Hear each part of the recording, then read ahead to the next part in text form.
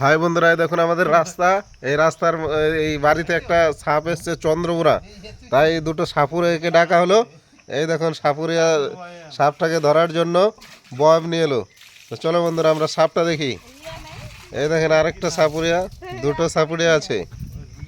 তো দেখা যাক সাপটাকে কিভাবে আমরা ধরি। এই দেখুন সাপটা, কই কই কই, এই দেখুন সাপটার আওয়াজ দেখুন।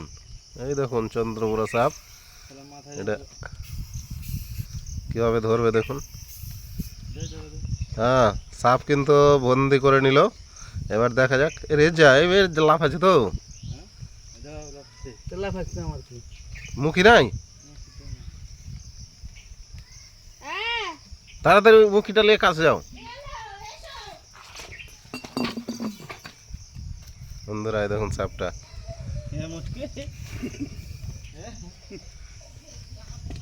সাপুরিয়ারা মুখটা বন্ধ করে নিল। তুমি ওইটা উল্টে ভরে দাও দরকার হয়, বুঝলে।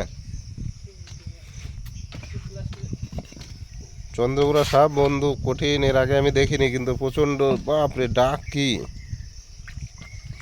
সা সা করে শব্দ হচ্ছে। ধরে নিল বন্ধুরা, এবার নিয়ে চলে যাবে এদের সার্কাসখানায়। এই বাচ্চা ছেলেটা ঘুম থেকে উঠে চলে এলো আওয়াজ শুনে সাপের। বন্ধুরা সাপটাকে দেখাই আপনাদেরকে ভালো করে,